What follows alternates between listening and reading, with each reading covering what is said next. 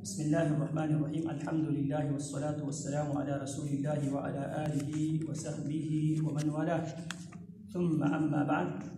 ولا تجعل يدك مغلولة إلى عنقك ولا تبسطها كل البسط فتقعد ملوما محسورا. إن ربك يبسط الرزق لمن يشاء ويقدر إنه كان بعباده خبيرا بصيرا. ولا تقتلوا أولادكم خشية إملاق نحن نرزقهم وإياكم إن قتلهم كان خطئا كبيرا. ولا تقربوا الزنا إنه كان فاحشة وساء سبيلا.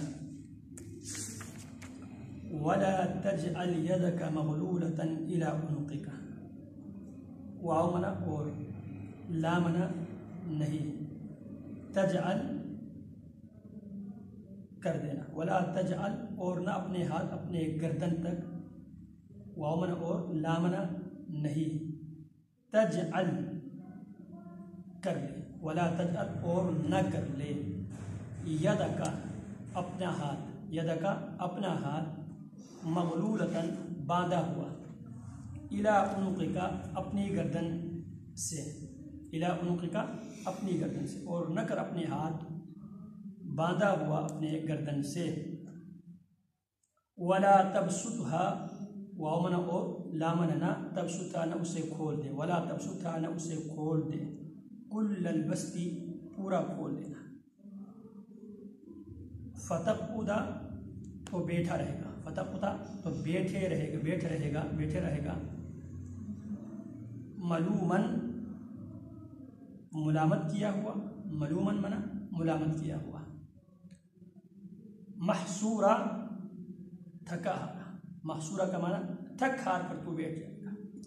ان ربک بے شک تیرا رب، ان بے شک رب کا تیرا رب، یبسط الرزق لمن یشاء، یبسط فراخ کرتا ہے، الرزق کا رزق، یبسط الرزق کا رزق فراخ کرتا ہے، وافر مقدار میں رزق عطا فرماتا ہے، لمن یشاء جس کے لیے چاہتا ہے، لمن یشاء جس کے لیے چاہتا ہے، ویقدر اور تنگ کرتا ہے، ویقدر اور اللہ رب العالمین جس کے لیے چاہتا ہے، اللہ رب العالمین اس کے لیے رزق کے جو سورسز ہے اس کو کم کر دیتا ہے، تنگ کر دیتا ہے.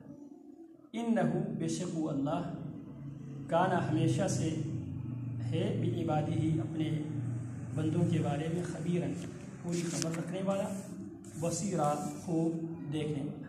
اللہ رب العالمین شروع سے ہی اپنے بندوں کی پوری خبر رکھنے والا اور خوب دیکھنے والا ہے. ولا تقتلوا اولادکم، واو منا اور لا منا نہ، ولا تقتلوا اور نہ قتل کرو، اولادکم اپنی اولاد کو، خشیت املاق، خشیت ڈر سے، خشیہ کہتے ہیں ڈر سے، اسی سے ہم کہتے ہیں اللہ کی خشیت. املاق، املاق کا معنی مفلسی، خشیت ولا تقتلوا اولادکم اور اپنی اولاد کو قتل نہ کرو، خشیت املاق مفلسی کے ڈر سے. نحن ہم، نرزقہم انہیں رزق دیتے ہیں، نحن ہم نرزقہم انہیں رزق دیتے ہیں، واو منا اور ایاکم اور تمہیں بھی، ہم انہیں بھی رزق دیتے ہیں، تمہیں بھی ہم رزق دیتے ہیں. ان قتلہم، ان بے شک قتلہم ان کا جو قتل، کانا ہمیشہ سے ہے، خطئا کبیرا بہت بڑا گناہ. اولاد کو تنگ دستی کے، مفلسی کے ڈر سے قتل کرنا ہمیشہ سے یہ بہت بڑا گناہ ہے. ولا تجعل يدك مغلولة إلى عنقك ولا تبسطها كل البسط فتقعد ملوما محسورا. یہاں پہ اللہ رب العالمین نے خرچ کرنے کا، مالی معاملات کے حوالے سے گفتگو ہماری جاری ہے. اس حوالے سے ولا تجعل يدك مغلولة، اپنے ہاتھ کو اپنی گریبان سے باندھا ہوا نہ کر، ولا تجعل يدك اور نہ اپنے ہاتھ اپنے گردن سے باندھا ہوا کر لے. تو ایک تو یہ ہے کہ آپ مکمل طور پہ کنجوسی کا مظاہرہ کریں، کنجوسی کا مظاہرہ کرتے ہوئے کسی کو بھی دینے سے آپ جو ہے رک جائیں. یہ ہے ولا تجعل يدك مغلولة إلى عنقك، اور اپنا ہاتھ اپنی گردن سے باندھا ہوا، اور نہ اپنا ہاتھ اپنی گردن سے باندھا ہوا کر لیں. ولا تبسطها كل البسط، یا ایک انتہا ہے کہ آپ مکمل طور پہ ہاتھ گردن کے ساتھ باندھ کے رکھیے، آپ بالکل خرچ نہ کریں، بخیلی کا مظاہرہ کریں. ایک ہے ولا تبسطها كل البسط، اور دوسرا انتہا یہ ہے ولا تبسطها، نہ اسے کھول دے، كل البسط پورا کھول دینا، یعنی جو کچھ ہے سارے کچھ آپ دے بیٹھے. کیوں؟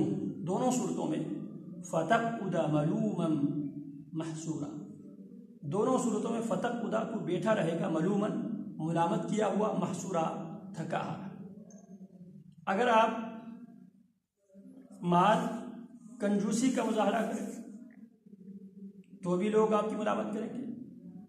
کنجوسی کا مظاہرہ کرتے ہوئے آپ اللہ کے راستے میں نہ دیں، غریبوں اور مسکینوں کے آپ حقوق ادا نہ کریں، پھر بھی لوگ آپ کو ملامت کریں گے، آپ کی ملامت کریں گے، یار یہ آدمی ہے، اس کو اللہ رب العالمین نے بہت کچھ دے رکھا ہے لیکن یہ بخیلی سے کام لیتے ہوئے، کنجوسی سے کام لیتے ہوئے یہ اللہ کے راستے میں دیتا نہیں ہے. لوگ آپ سے کو پھر بھی ملامت کریں گے.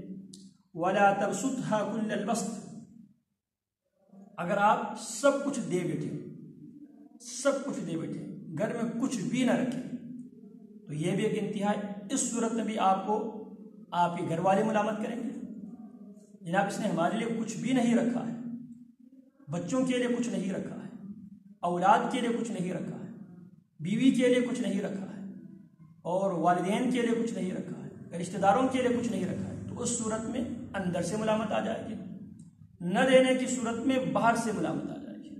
دونوں صورتوں میں اگر آپ دیں، پورا پورا دیں، پھر بھی ملامت ہوگی. اگر آپ مکمل دینے سے پرہیز کریں پھر بھی لوگ آپ کی ملامت کریں گے. کیوں؟ یہ دونوں دو انتہا ہے. بالکل نہ دینا، ہاتھ بند کر کے رکھنا، یہ بھی ایک انتہا ہے. ہاتھ کو مکمل کھول دینا، یہ بھی ایک انتہا ہے. اور اللہ رب العالمین نے ہمیں بنایا ہے وَكَذَلِكَ جَعَلْنَاكُمْ أُمَّةً وَسَطًا لِتَكُونُوا شُهَدَاءَ عَلَى النَّاسِ. ہم ہر اعتبار سے امت وسط ہیں.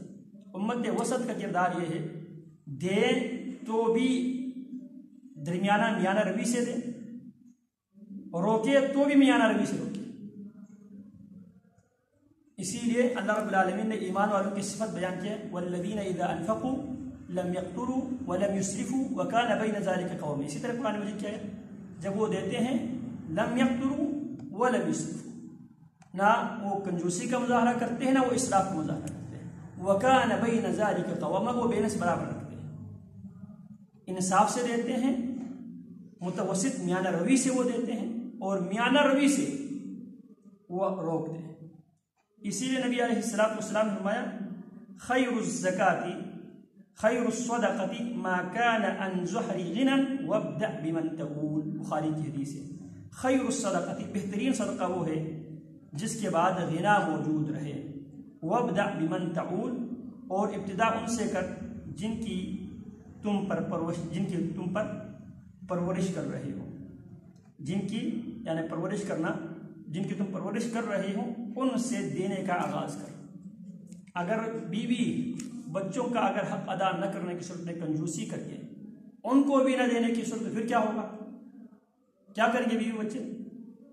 سیدہ ہند بنت عتبہ جناب نبی علیہ السلام کے پاس آتی ہے، کہتی ہے اللہ کے حبیب ابو سفیان کنجوس آدمی ہے، مجھے اور میری جو اولاد ہے ان کی کفایت کے لیے کچھ وہ دیتے نہیں، کفایت کے مطابق ہم پر خرچ نہیں کرتے.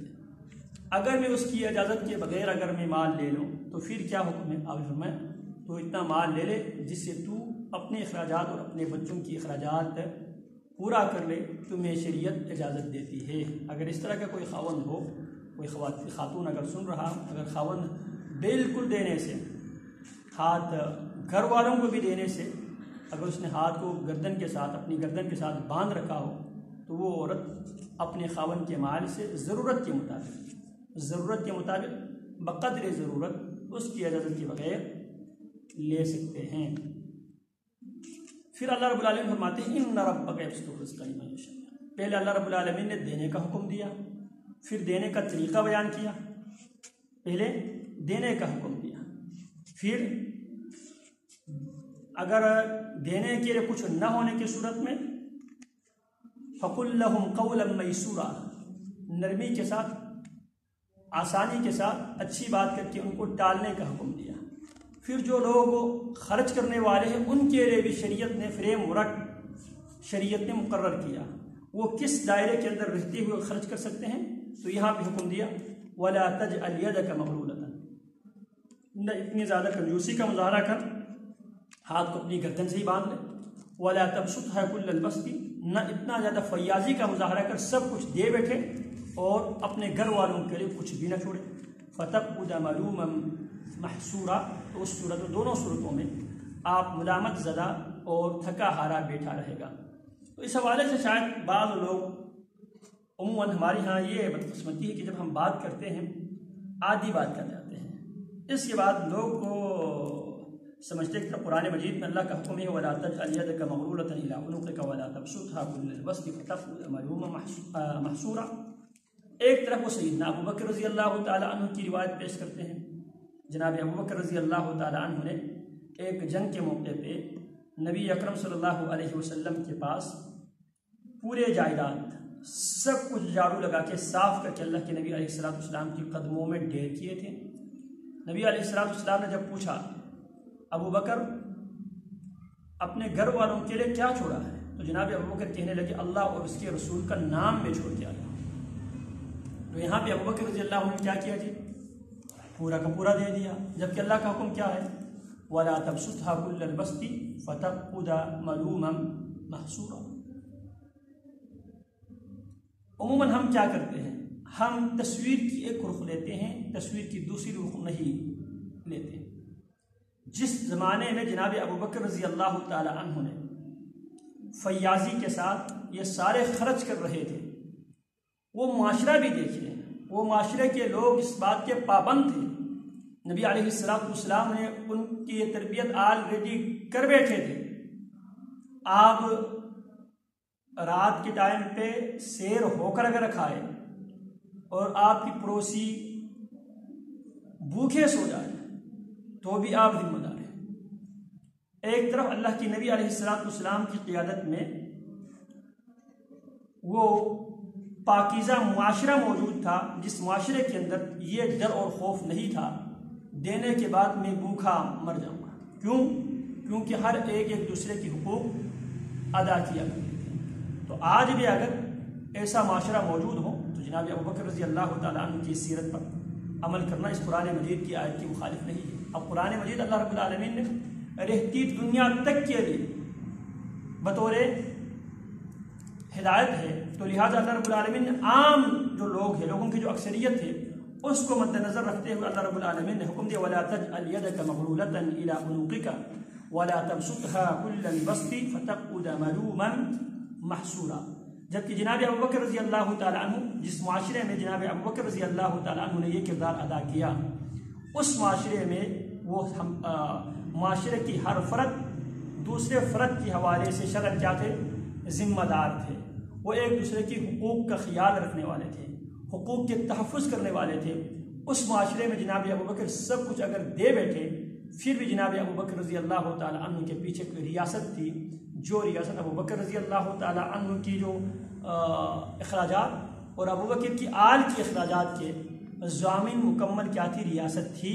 اس ریاست کے اندر کچھ تو ریاست کچھ کردار ادا کرتی ہیں، اور کچھ ریاستی افراد کی اس نہج پہ تربیت تھی، جس کی بنیاد پہ وہ اپنے پڑوسی کی حق ادا کرتے ہوئے بھی یہاں پہ کوئی بھوک اور افلاس کا کوئی ڈر اس زمانے میں نہیں تھا۔ باوجود اس کی غربت تھی، لیکن ایک دوسرے کے حقوق کا خیال رکھنے والے تھے۔ تو لہٰذا جناب ابو بکر رضی اللہ تعالیٰ عنہ کی اس